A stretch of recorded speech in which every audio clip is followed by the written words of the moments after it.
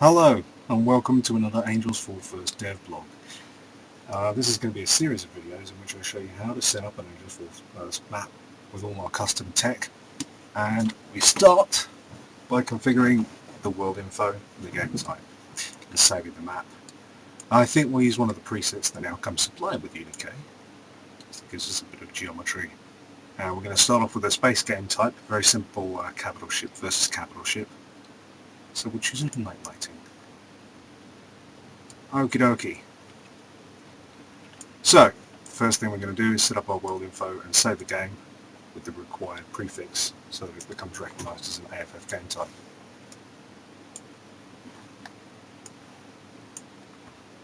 Okay, in here, turn my favourites off because you don't have my favourites. I'm going to go to world info, and in my map info we're going to create a new object which is AFF map info. In here we have AFF map info and TAC map. The TAC map is the map that turns up before you launch into the game. A lot of this stuff is still unfinished text, so anything I say may become irrelevant or obsolete. Don't panic, we will notify you. TAC map scale, I'm going to set it to 1, which is a very large scale, perversely, so that when we look at the TAC map, whatever we've put down here will likely be within the TAC map's range. What else do we have to do? Anything in zone info and game type? Default game type should be AFF game info. Same for PIE. Game type supported on this map should be, you guessed it, AFF game info. I think that's everything. Yep, that's everything for the world info, and now we're going to save our map. And we'll call it AFF, capital AFF, space test 1.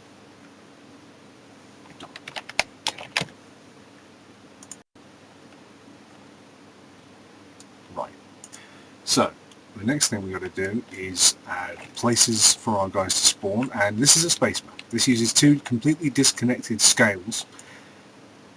So we've got to define zones for where the internal areas are. So I'm going to use this light map importance volume. I'm going to go polygons to brush. Show the builder brush.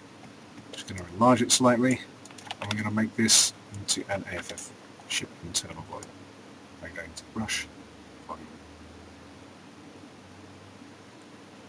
Oh, where is it? Ship internal zone. There we go. Which is a charming shade of pink. And we also need a spaceship. So, in our actor classes browser, I'm going to search for a spaceship. In this case, I'm going to go for an AISN TIE Corvette. Well, lots of things have a T and an I in them, but I happen to know it's in vehicles down here. I'm going to drag it onto the map. There she blows. Currently I'm having some scaling issues. I'm just going to reset the scale of that to 1. Then I'll put that over here. And this will be our space area, and this will be our interior area, and we won't really separate them between that.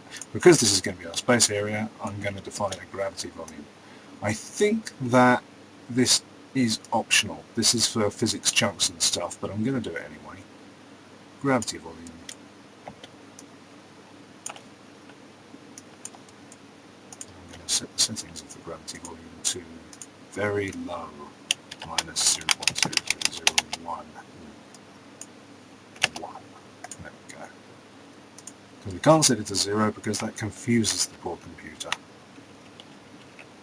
Okay, so that's the AFF ship internal volume right there. And we're going to link this to the spaceship. We have to use the lock on the properties window to do this. Here's the spaceship field. Select the spaceship, link it. Now we're going to place a lot of different actors inside here, and lots of them, I don't think all of them, but a lot of them will automatically sync up to this ship internal zone now. So,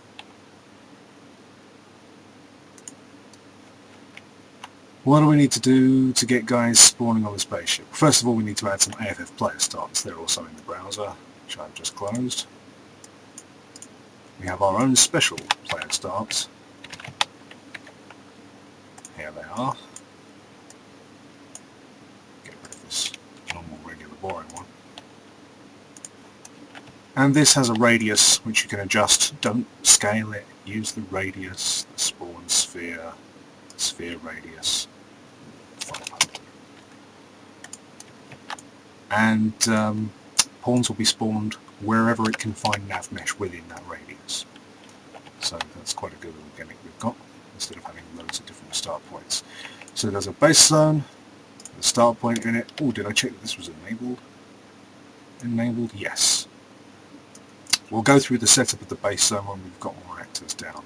We need some more actors placed so that we can interact with the spaceship. And some of those actors, one of those actors.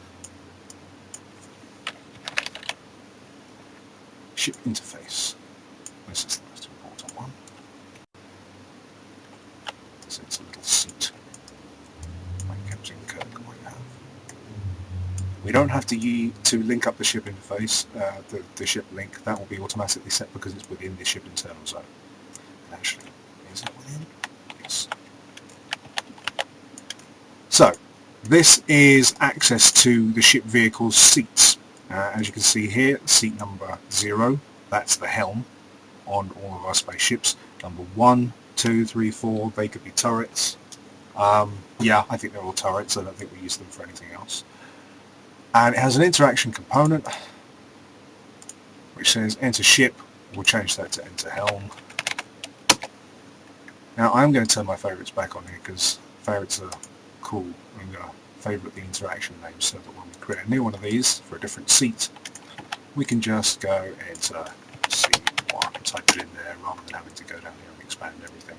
So what we're doing here is providing access to all the vehicle's seats. I think the Corvette has something like 4 weapon systems, but we'll just do the first 4. First 3, rather. 1, 2, 3, which is the 4th one, and C3, C2. Oh, of course, this should be C0. Oh, it's helm. Fair enough. Right, so those are our actors for interacting with the spaceship. Now we've got to put some navigation down so that all these actors can be recognised. This means pylons because we use nav mesh, even though it's sometimes a pain in the bumhole. Pylons must be snapped to the grid. I'm using Control End to snap them to the grid. Really, it should be a grid of 16. I'm not sure if it matters, but I'm superstitious. And snapping them to the floor as well. And I'm going to build paths for that.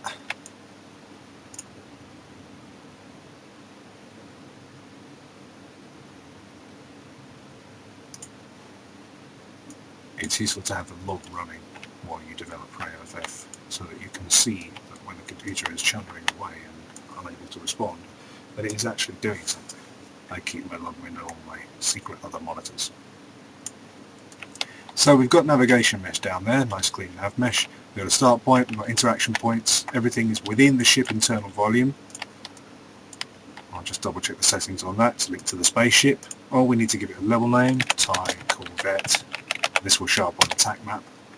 Squad limit, you don't really need to set that right now. That determines how many squads can spawn within ship. The title, oh that's the title of the base zone. Sorry, that's the level name. We don't use level name because we're not using a sub-level. Whoops. TIE Corvette. Usually we stream ship levels in, so that's the reference level name, which allows interactivity cross-level. Team of 0 enabled. That should be the same as that, really. I wonder why it's not. Okay. AFF base zone should have a title. Is dark, that's cool. If you turn that on, all the bots turn their torches on. Okay, I think we're about done here. We don't have to rebuild nav mesh for tweaking properties of base zones. Only if we move the base zones, move the actors, then we have to rebuild the whole nav mesh. I think we're about ready to test it. I wonder if this will work. I will save it.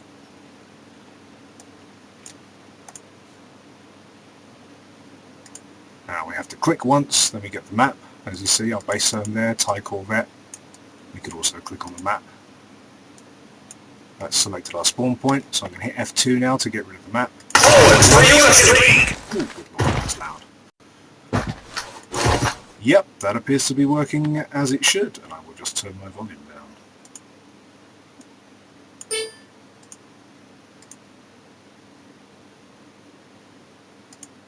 There we go. So, very small. Possible scaling issues. I think it might be loading actually, the second mod. There we go. Lol. So here are the interaction points. Enter ship, oh shit. Okay, don't know why those titles aren't what we set them to, but this should enable us to pilot the spaceship. And there we go. I'm now flying the spaceship around the level. I can go and buzz the interior zone. I think you can see there should be a little tiny me sitting in the seat there. Oh dear. I tried to use fast forward and didn't like it. Okay, I'd call that a reasonable success and an end to video 1. Next video we'll go into more in-depth nav actors like ship spawners, and we'll do a ground-based game with some nav guidance as well.